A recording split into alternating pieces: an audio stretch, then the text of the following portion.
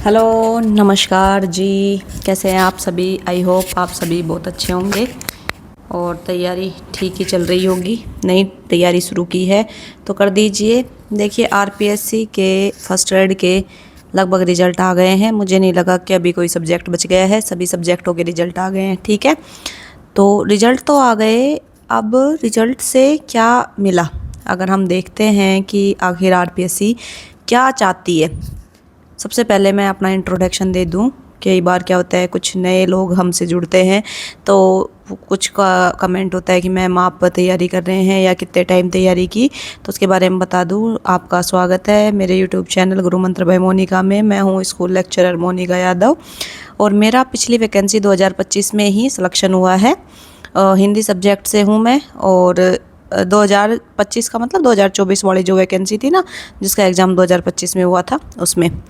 तो अब बात कर लेते हैं कि आरपीएससी क्या चाह रही है ना। आरपीएससी का जैसे आपने देखा होगा कि पॉलिटिकल साइंस का रिजल्ट आया, जिसके अंदर इस बार 67 ही विद्यार्थी पास हुए हैं और पोस्टें काफ़ी ज़्यादा थी, 600 के लगभग पोस्टें थी और इतने कम विद्यार्थी पास किए और जो भी पास हुए वो सब के सब सिलेक्ट हो गए। ऐसे ही एक पिछला आपने देखा होगा रिजल्ट कि भाई पिछली बार 2025 वाली वैकेंसी में भी यही हुआ था। 2025 वाली वैकेंसी के अंदर भी जो रिजल्ट आया था उसमें 6 ही विद्यार्थी पास हुए थे पॉलिटिकल साइंस में। तो पॉलिटिकल साइंस का रिजल्ट सबसे खतरनाक आया। लेकिन इस बार बात करें हम 2026 के एग्ज़ाम की, तो इस बार सारे ही रिजल्ट ऐसे आ रहे हैं। सारे ही रिजल्ट आप देखेंगे कि लगभग डेढ़ गुना भी नहीं पहुंच पा रहे फर्स्ट ग्रेड के, तो रिजल्ट सारे ऐसे रहे हैं। और उसमें ये है कि सबसे बड़ा कि क्या कारण रहा कि बच्चे डेढ़ गुना भी पास नहीं हो रहे, या फिर मिनिमम क्वालिफिकेशन मार्क्स हैं वो नहीं आ पा रहे। 40% वाला क्राइटेरिया काम कर रहा है, 35% का क्राइटेरिया काम कर रहा है ना। तो ये सब चीज़ें के बारे में आज डिस्कस करेंगे। तो देखिए, सबसे पहले शुरू करते हैं अपन कि आखिर आरपीएससी चाहती क्या है ना। आरपीएससी या तो बता दे कि भाई हम सिलेक्शन नहीं करने वाले और हम इसी तरीके का ढर्रा अपनाएंगे और हमें ये रहे कि भाई इतने ही स्टूडेंट पास करने ताकि बैकलॉग में सीटें मिले और अगली वैकेंसी के लिए सीटें तैयार हो सके, ये बता दे। तो फिर बच्चा उसी हिसाब से तैयारी करे। अब विद्यार्थियों को कितनी समस्याओं का सामना करना पड़ता है। अब भाई पेरेंट्स है वो भी एक होप के साथ बच्चों को भेजते हैं कि ठीक है यार, अपन कहीं बाहर बच्चों को भेज रहे हैं या फिर जो भी कोचिंग वगैरह करा रहे हैं ऑनलाइन ऑफलाइन जैसे भी, तो अपना बच्चा नौकरी लगेगा, है ना। एक मिडिल क्लास फैमिली में यही इच्छा होती है कि भाई मेरा बच्चा नौकरी लग जाए, बस इससे बड़ी उनकी कोई इच्छा नहीं होती। अब वो पेरेंट्स जो गरीब है और जो बेचारे मेहनत कर रहे हैं, मजदूरी कर रहे हैं और जैसे तैसे अपने बच्चों के लिए फीस अवेलेबल करा रहे हैं या बाहर रहने की सुविधाएं अवेलेबल करा रहे हैं, वो पेरेंट्स क्या करें। 2-3 साल में आपकी एक वैकेंसी आई, वो उस वैकेंसी में आपने सीटें फुल नहीं की, आपने इस तरह का पेपर बना दिया कि बच्चे पास ही नहीं हो पा रहे, तो फिर क्या मीनिंग रह गया भाई इन सब चीज़ों का। आई थिंक ऐसा पेपर भी नहीं बनाना चाहिए ना कि भाई मिनिमम क्वालिफिकेशन ही ना आ पाए। और कारण ये नहीं है कि खाली पेपर ही ऐसा बन रहा है। भाई पेपर बढ़ा रहे हो आप, जिन भी किताबों से बढ़ा रहे हो, मानक पुस्तकें हैं उनकी सूची जारी कर दीजिए कि भाई हम इन मानक पुस्तकों से क्वेश्चन पूछेंगे, आप प्रिपेयर कीजिए। स्टूडेंट पे फिर है जिम्मेदारी कि वो प्रिपेयर करेंगे, है ना। एक अपने विद्यार्थियों को भी मैं ये सलाह देना चाहूँगी कि कोचिंगों का इतना ज़्यादा बोलबाला हो गया था, ये एक हद तक कोचिंगों की भी कहीं ना कहीं गलती है ना। अपने समाज में अपन देखेंगे या अपना आसपास देखेंगे कि कोचिंग हर एक बिल्डिंग के अंदर नई कोचिंग है ना। और उस कोचिंग का बस सिर्फ ये मोटो है कैसे भी कैसे करके अपने बहुत सारे स्टूडेंट अपने पास आए और अपना बढ़िया प्रोफेशन चले। लेकिन आप इन सब चक्करों में नहीं पड़ना है आपको, है ना। आपको ये नहीं सोचना है कि बस कोचिंग से ही सिलेक्शन होगा, सेल्फ स्टडी सिलेक्शन नहीं होगा। सेल्फ स्टडी से भी सिलेक्शन संभव है, कोचिंग की कोई आवश्यकता नहीं है। सेल्फ स्टडी कीजिए, सेल्फ डिसिप्लिन रखिए और मनन कीजिए कि आपने क्या गलतियाँ की है, उनको एक पेज पे नोट डाउन कर ले कि भाई मैंने ये गलतियाँ की है और भविष्य में मैं ये गलती नहीं करूँगा और ऐसे ही मेरे को रिवाइज करना है। पिछली बार मैंने रिवीजन कम किया था, तो जो भी आपकी समस्याएं रही लास्ट टाइम जो भी आपने एग्ज़ाम दिया है उस एग्ज़ाम में, तो उन एग्ज़ाम के लिए उन सारी समस्याओं को क्या कर ले, नोट डाउन कर ले। और नोट डाउन करने के बाद आप उन पर सोचें बैठ के, ठीक है। देखो, आरपीएससी चाहती है कि अब तैयारी जो स्टूडेंट करे वो अपनी क्षमताएं दिखाए, ना कि कोचिंग वालों की क्षमता देखे।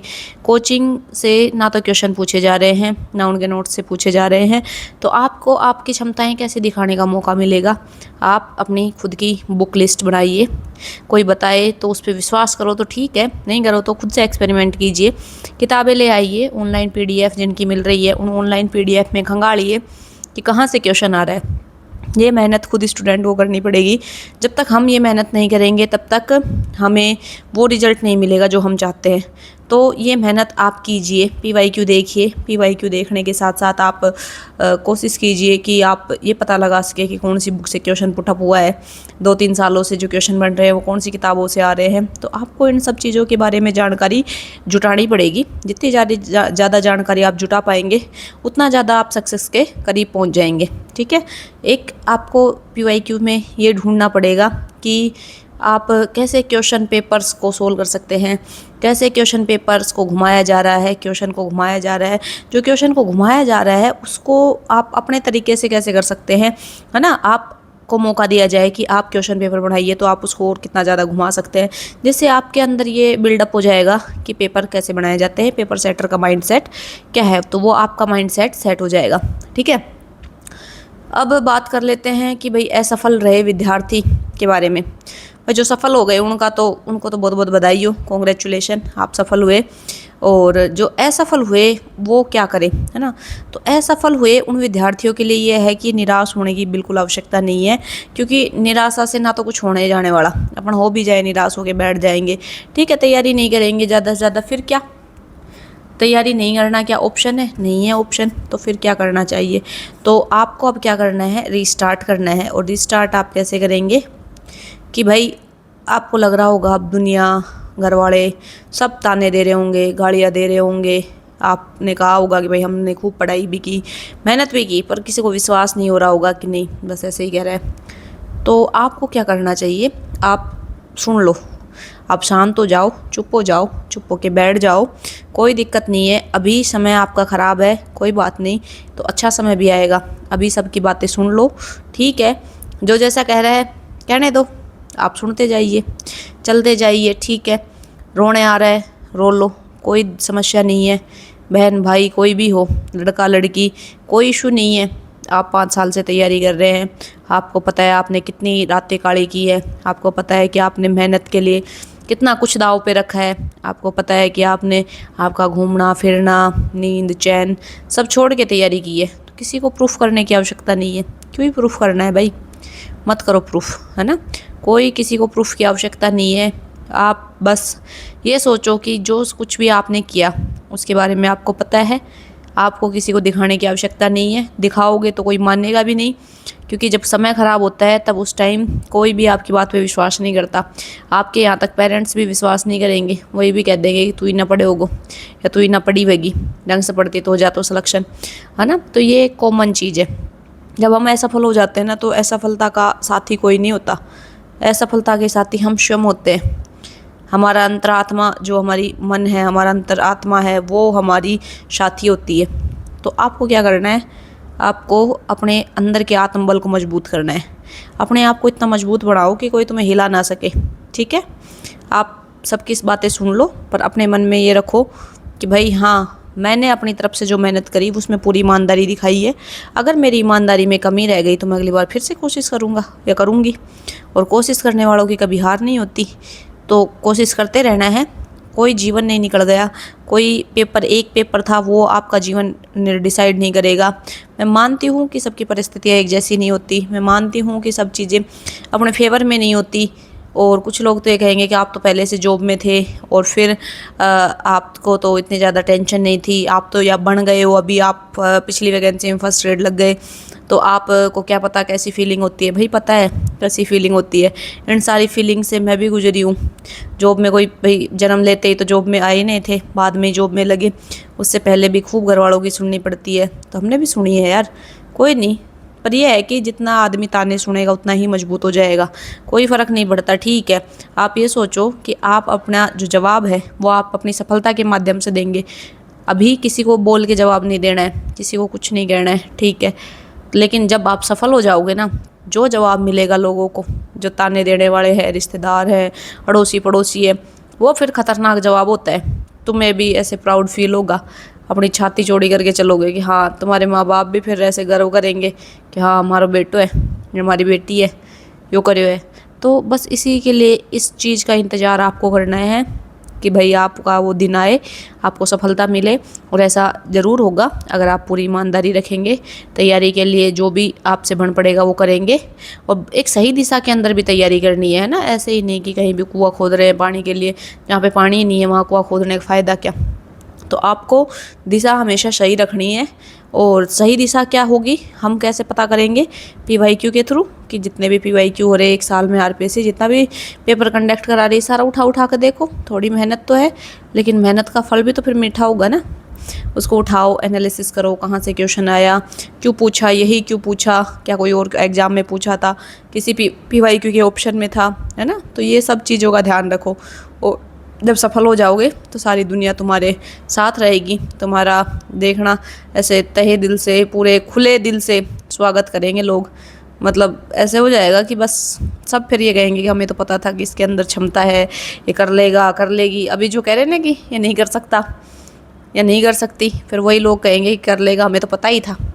तो ये सब बस चीज़ें हैं, चलती रहती है, सिचुएशन के अनुसार लोग बदलते रहते हैं। तो लोगों की बातों पे ज़्यादा ध्यान नहीं देना है, बस उनकी जो ताने हैं उनको अपना स्ट्रेंथ बनाओ और अच्छे से तैयारी करो, मेहनत करो। और असफलता के बाद भी आदमी निराश ना होकर दोबारा खड़ा होता है, दोबारा हिम्मत दिखाता है, वही होता है एक रीस्टार्ट करना। तो आपको भी बस अब एक रीस्टार्ट की ज़रूरत है। फर्स्ट ग्रेड वाले हैं, सेकंड ग्रेड वाले, थर्ड ग्रेड वाले, जो भी आपने सोचा है उसके लिए बस दोबारा से शुरू करो कि भाई अब से रीस्टार्ट। तो सभी कमेंट में लिखेंगे रीस्टार्ट। भाई जो भी एग्ज़ाम की आप तैयारी कर रहे हैं तो मेरे को सभी कमेंट करके बताना कि किस किस ने रीस्टार्ट किया है, किसने मन में ठान लिया है कि बस अब रीस्टार्ट करना है। तो रीस्टार्ट कीजिए और उठ जाइए, किसी का वेट मत कीजिए, या किसी के कहने का, किसी के वीडियो बनाने का, या किसी घर वाले के कहने का कि कोई कहेगा, कोई नहीं कहेगा। अब समय नहीं गंवाना है। और देखो जीके के लिए टाइम चाहिए, फर्स्ट ग्रेड का पेपर, अब जीके के लिए आपको कम से कम 1-1.5 साल लगानी पड़ेगी। अपन ऐसे नहीं कर सकते, फर्स्ट पेपर को अब हल्के में नहीं ले सकते।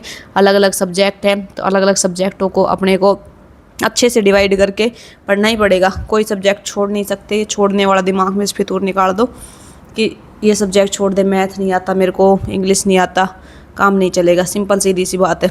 आपको बुरा लगे तो भाई सॉरी, पर बुरा लगने वाली कोई बात है ही नहीं। अब आपको सारे सब्जेक्ट आने ज़रूरी है, नहीं आते तो सीखिए, जब तक वैकेंसी नहीं आती तब तक कोचिंग लीजिए, सीखिए, ऑनलाइन पढ़िए, यूट्यूब से पढ़िए, कैसे भी करके सीखिए, पर सीखना पड़ेगा। ठीक है, तो आज के लिए इतना ही, और मिलते हैं अगले नेक्स्ट वीडियो में। अगर वीडियो अच्छी लगी हो तो वीडियो को लाइक करें, चैनल को सब्सक्राइब करें, अपने दोस्तों के अंदर शेयर करें, और अपने ज़्यादा से ज़्यादा बहन भाई दोस्तों को बताएं कि भाई अपना एक ऐसा चैनल है। आप डिमोटिवेट कोई हो रहा हो तो उसको भी ज़रूर दिखाएं, क्योंकि अभी दौर भी ऐसा ही चल रहा है। इतने सारे रिजल्ट आए हैं, बहुत सारे लोगों का सिलेक्शन नहीं हुआ, तो कोई ऐसा कदम नहीं उठाना है जिससे कि हमारे माँ बाप को और नीचे सिर झुकाना पड़े। और अपने को कुछ अच्छा काम करना है, और एक पेपर कभी भी जीवन डिसाइड नहीं करता। तो कोई टेंशन वाली बात नहीं है, अपन दोबारा से रिस्टार्ट करेंगे। और कोई भी दिक्कत हो, कोई सुझाव चाहिए तो कमेंट कर सकते हैं। तो मिलते हैं अगले वीडियो में, जब तक के लिए धन्यवाद। जय हिंद, जय भारत।